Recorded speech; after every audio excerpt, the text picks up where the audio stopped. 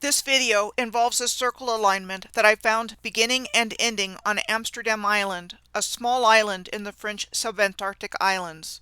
I am updating the original series from November of 2018 through January of 2019 and have added a considerable amount of new material to what I had in the original 11-part series called Circle Alignments on the Planet Amsterdam Island. I have removed planet from the title and replaced it with Earth because I do believe, as a result of what I have encountered in my research over the last 5 years plus, that we have been lied to about the shape of the realm, along with all the other things we have been lied to about. My name is Michelle Gibson. This series was one of my earliest efforts in tracking cities and places in alignment over a very long distance, and consistently seeing the same characteristics and hand-of design across oceans and continents.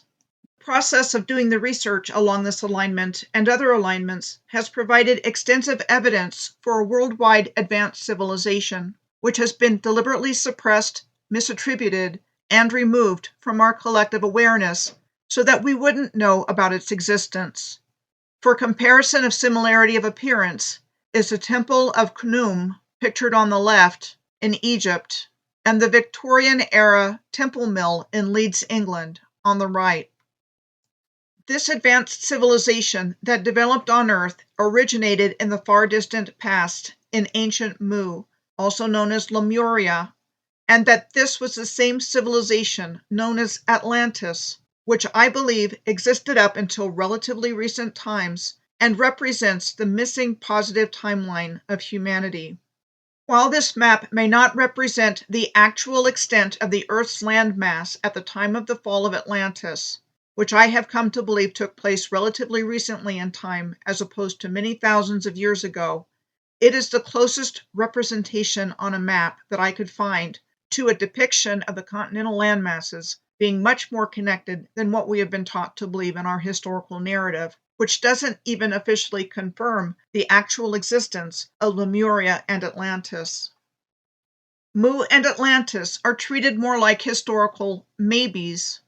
Maybe they once existed, and maybe they didn't, and typically placed in the elusive mythical category by academia. From the extensive research that I have done thus far, I have reason to believe this ancient global civilization was aligned on earth and heaven in a flower of life pattern, within which all sacred geometric shapes are contained and built out according to the principles of sacred geometry. The start and end point of this circle alignment that I found and am about to share with you in this video is a tiny dot in the South Indian Ocean. The dot is Amsterdam Island, one of the French Subantarctic Islands, officially claimed by France in 1892, and known as the territory of the French Southern and Antarctic lands since 1955, along with Adélie, the French claim on the Antarctic continent, which has been applied to the Antarctic Treaty System rules since 1961. We are told that Amsterdam Island got its name in 1633 from a Dutch sea captain who named it after his ship New Amsterdam, which was named after the Dutch settlement of New Amsterdam, which later became New York City. This tiny speck of real estate, for which the only settlement is a seasonal research station, even has its own flag. The research station studies biology, meteorology, and geomagnetics. Here is a photograph of Lee waves taken on Amsterdam Island. Lee waves are atmospheric stationary waves and are a form of internal gravity waves. Must be a reason as to why the geomagnetics of this island are studied. Amsterdam Island is considered the northernmost volcano above the waterline on the Antarctic plate. Here is a map of the island circa 1901, showing the island looking rather like a tree stump, with the cliffs of Entrecasteaux right below what is described as two volcanic calderas. And here's a photo of the cliffs of Entrecasteaux below the caldera on the west side of the island. Chad Williams and I had a recent conversation for his YouTube channel, Deeper Conversations with Chad, called Giant Trees, the Earth's Grid, and the New World Order, where we discussed, among many other things, the apparent volcanic nature of these giant trees and their integral relationship to the Earth's grid system, and how this might in turn connect what might have taken place to render the giant trees unrecognizable as such. Our conversation started off with this intriguing illustration that Chad found in his research and had sent along to me to take a look at. It seems to be showing trees on a grid exploding simultaneously, which would account for why we don't recognize them as trees anymore. In the course of this same conversation with Chad, we also talked about the consistent pattern of Western countries claiming these small islands and island groups in remote locations as their colonies or territories, and upon closer examination, it appears they were making a concerted effort to claim for their own purposes what was left of these giant trees.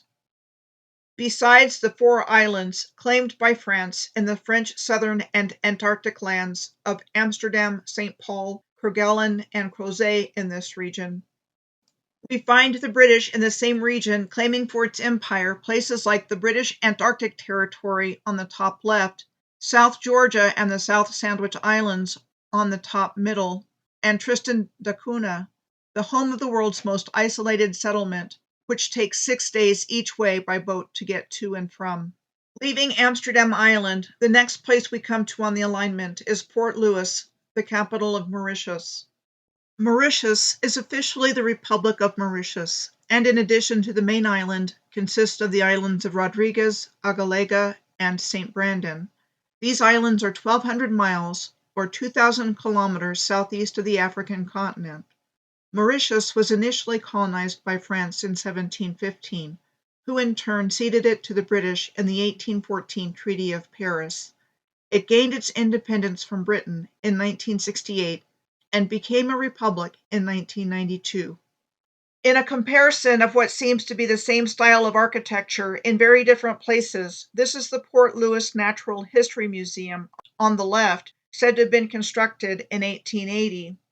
On the top right is the Iolani Palace in Honolulu, Hawaii, said to have been built in 1879, and was the royal residence of the Kingdom of Hawaii until the monarchy was overthrown under Queen Liliuokalani in 1893.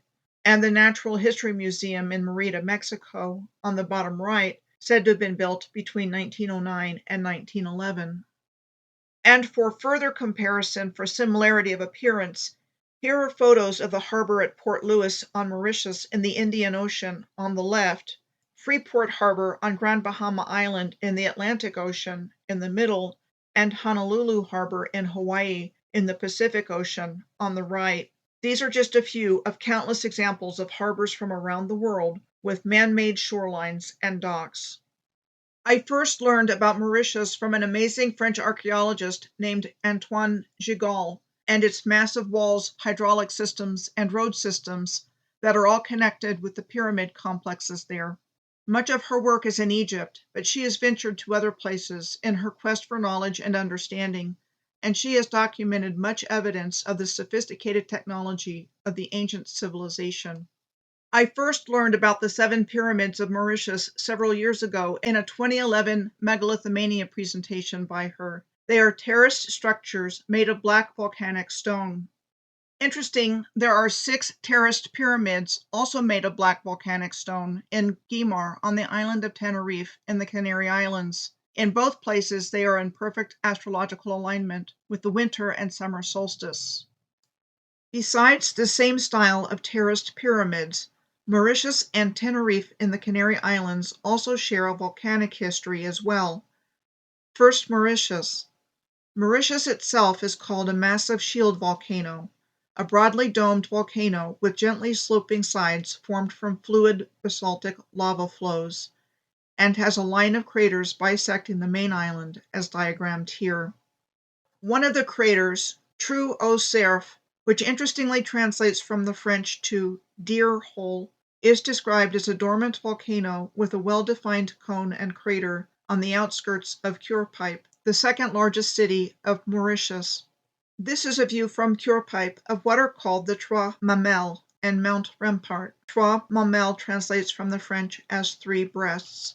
Curepipe is the location of some interesting what is called colonial architecture, like the Sainte Therese Church in the background, said to have been built in 1868, and the town hall, which is nearby, said to have been built starting in 1902. There is what is called a step mountain on the Le Morne Brabant, a peninsula on the extreme southwestern tip of Mauritius. This location is a UNESCO World Heritage Site.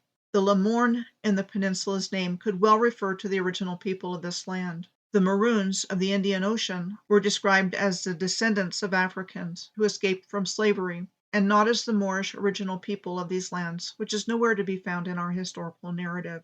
Only in the place names, like Le Morne and Mauritius. The Brabant in the name of the peninsula, Le Morne Brabant, came from the Dutch East India ship Brabant that ran aground here at the end of December of 1783.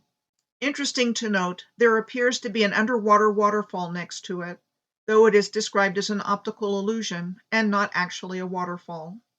Though Mauritius is being researched possibly as the remnants of a lost continent, and for its strong gravitational pull. Next, Tenerife. Mount Teide is a volcano on the island of Tenerife in the Canary Islands, and is the highest point in the islands of the Atlantic Ocean, as well as in Spain. Now an autonomous community of Spain, the Canary Islands, located off the coast of Western Africa in the vicinity of Morocco and Western Sahara, have been claimed completely by Spain since 1496, after European colonization efforts were said to have started there by France in 1402. This conquest of the Canary Islands was considered the basic model of European attack on the New World, violent colonization that involved enslavement of the local population, genocide, and the mining of the land's resources that radically changed the landscape. The Canary Islands are also said to be of volcanic origin, and have been visited by researchers from the very beginning of the 19th century, including Alexander von Humboldt in 1799, a Prussian naturalist, mining engineer, and explorer who is said to have climbed the Teide volcano before heading off to study Venezuela, which has the second highest gold reserves in the world, as well as Cuba, the Andes, Mexico, and the United States.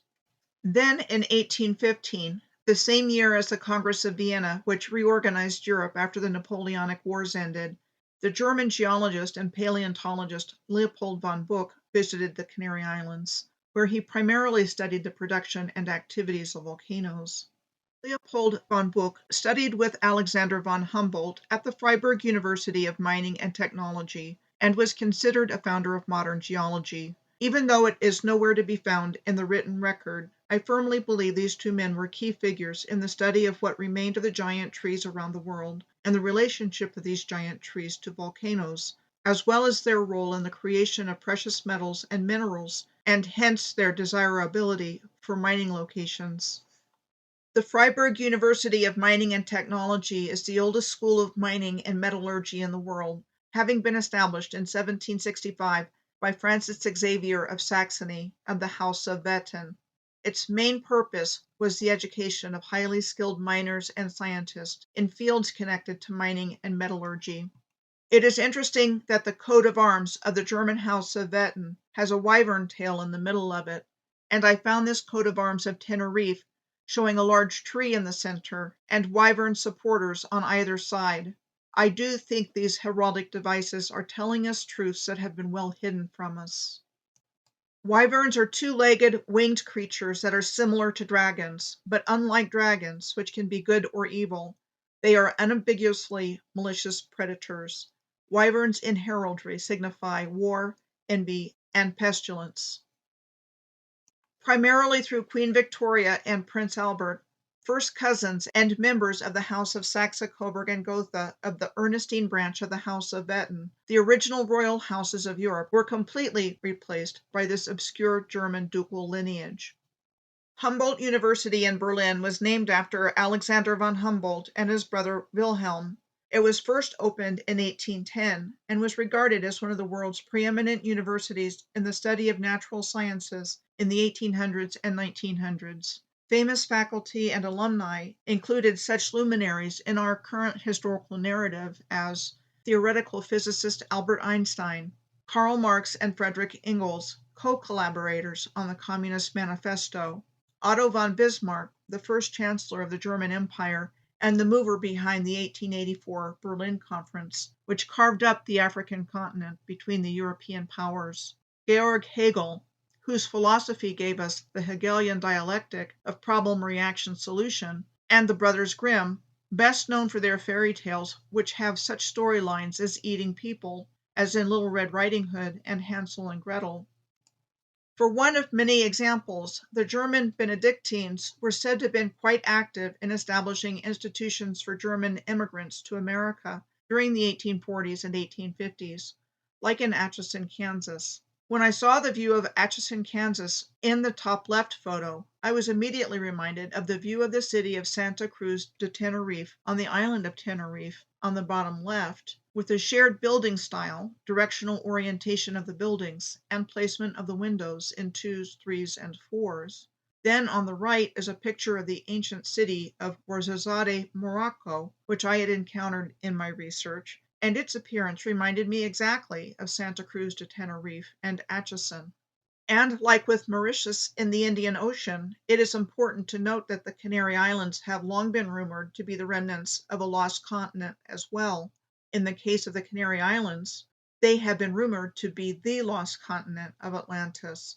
I first heard that particular rumor many years ago. Before I leave this part of the Indian Ocean, in which we find Mauritius on the alignment, I want to bring to your attention the nearby inhabited French island of Réunion, home to nearly 1 million. It has been governed as a French region since 1946 and is the outermost region of the European Union. This is what we are told about the history of Réunion Island. Réunion Island was uninhabited until the French East India Company and French settlers arrived in the 17th century and subsequently established a plantation economy based on sugar and instituted a slavery system with slaves and indentured laborers brought in primarily from Africa and Asia. Saint Denis is the administrative capital of the French Overseas Department and region of Réunion, which the island has been known as since 1793, when it was changed from Bourbon Island to erase the name of the Bourbon dynasty after the insurrection of 1792, a defining event in the French Revolution that led to the abolishing of the French monarchy and the establishment of the French Republic. Who were the Bourbons? I think the actual truth about the French royal house of Bourbon has also been obscured to hide the true history, but what we are told is that it originated in the Kingdom of France as a royal house in 1272. Like I mentioned earlier with the clues found in place names, a clue to the cover-up of the true history is found in the name given to the French monarchy, attributed from the Middle Ages to 1789, the year that marked the beginning of the French Revolution in our historical narrative. It was called the Ancien Regime, which has been translated to mean the old regime. The typical understanding of the meaning of the word ancien, or ancient, is shown here, belonging to a period of history that is thousands of years in the past, not hundreds of years. The word old just doesn't have the same association with the far distant past that ancient does when referring to historical periods. Yet the word old is even used to refer to yesterday. At any rate, Saint Denis was said to have been founded in 1669 by the first governor of the island, Etienne Regnault, who named it after the ship of one of his friends which had landed the year prior. Saint Denis eventually became the only colonial capital in 1738, and all the architecture found on Saint Denis and on Réunion Island has been attributed to the French colonial era. There are two main volcanoes on Réunion Island. Piton de la Fournaise, or Piton of the Furnace, is described as a very active shield volcano on the southeastern end of the island, one of the most active in the world, along with Kilauea in the Hawaiian Islands, Mount Etna in Sicily, and Mount Stromboli on an island off the coast of Sicily, and Mount Erebus in Antarctica. Piton des Neiges, or Snow Peak, on the northwestern end of Réunion Island is the highest point on the island, as well as considered to be the highest point in the Indian Ocean. According to what we've been told, unlike its neighbor volcano on the island to the southeast of it, it has not been active for 20,000 years. I have a long way yet to go on the alignment, but there's a lot more to find out on Réunion Island just from a cursory look at its history. I may revisit this location again in future research. Lots going on here for such a remote, out-of-the-way location, and the French are still holding on tight to it to this day. France never gave this place away to another country, unlike its neighbor Mauritius. Next we come to Tromelin Island, located 310 miles or 500 kilometers north of Réunion Island and 280 miles or 450 kilometers east of Madagascar.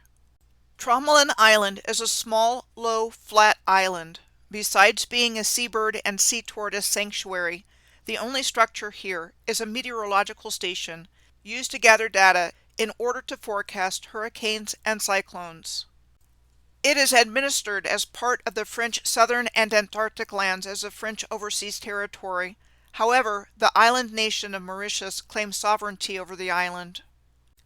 Next, the alignment goes through the Republic of the Seychelles, an archipelago country consisting of 115 islands in the Indian Ocean. It is almost 1,000 miles, or 1,609 kilometers, off the coast of East Africa, and is a member of the African Union. Independence from the United Kingdom was established in 1976. It's Africa's smallest country and least populated sovereign country. Like Réunion Island, we are told that the Seychelles were uninhabited prior to the arrival of Europeans, and that there was no indigenous population to the islands when they arrived.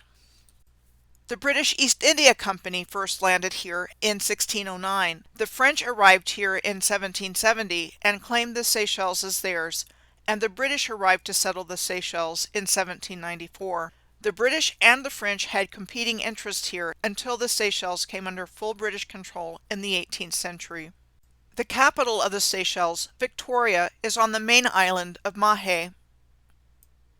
What became known as Victoria in 1841, after Queen Victoria, was settled by the French in 1778.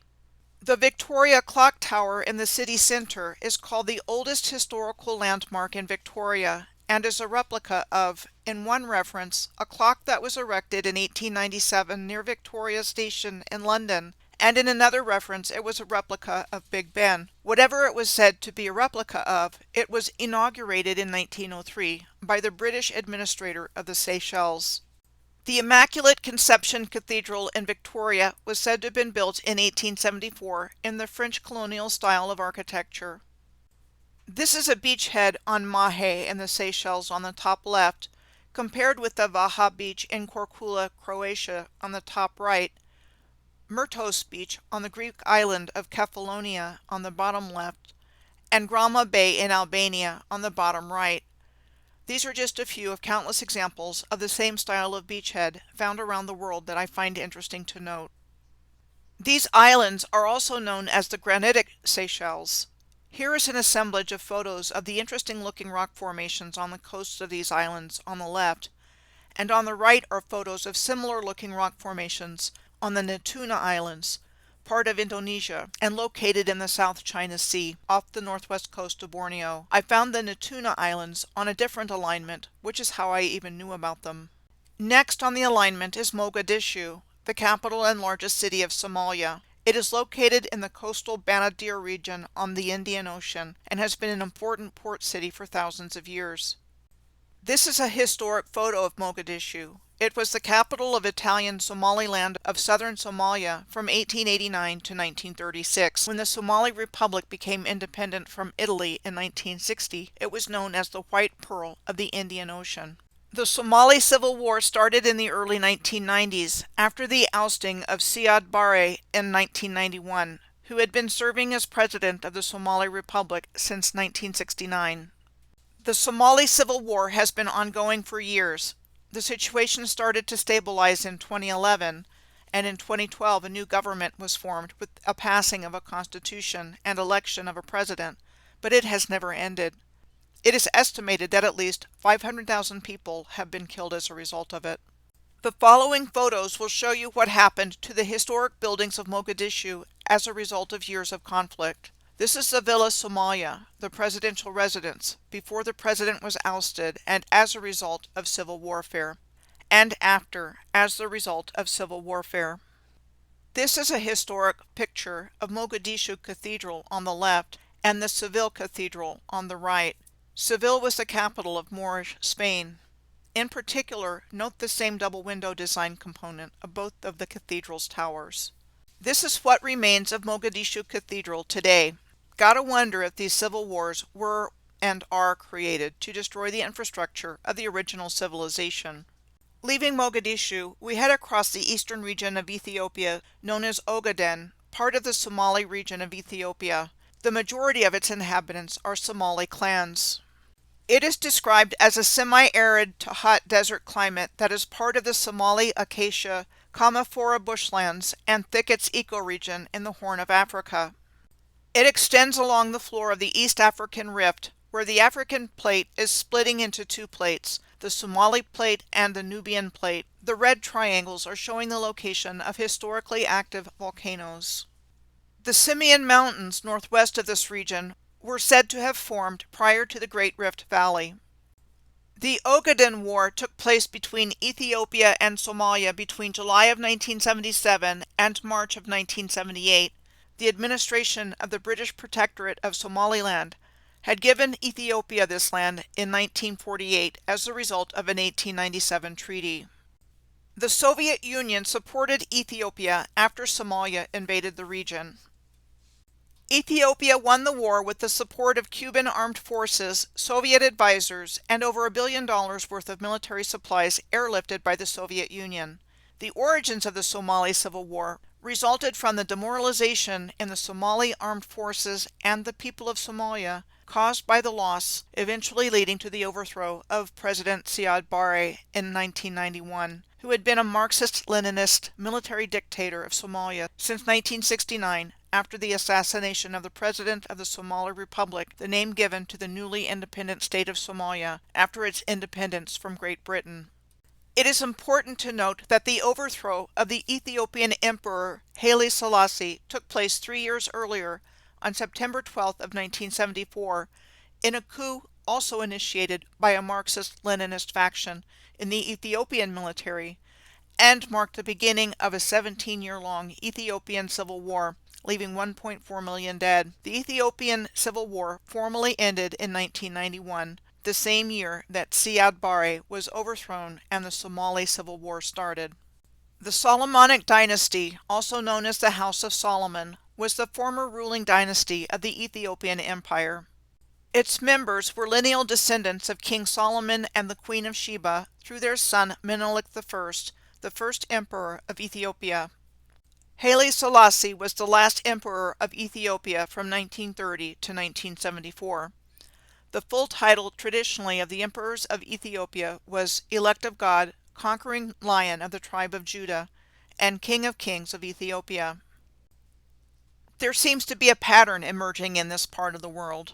Either upon independence from a European colonial power, a Marxist-Leninist faction within the military seized power from the republican form of government that replaced the colonial government, or a dynastic ruler was replaced by a Marxist-Leninist faction in the military. The result was the same, dividing countries and people, civil war, territorial war, and some form of Marxist government implemented.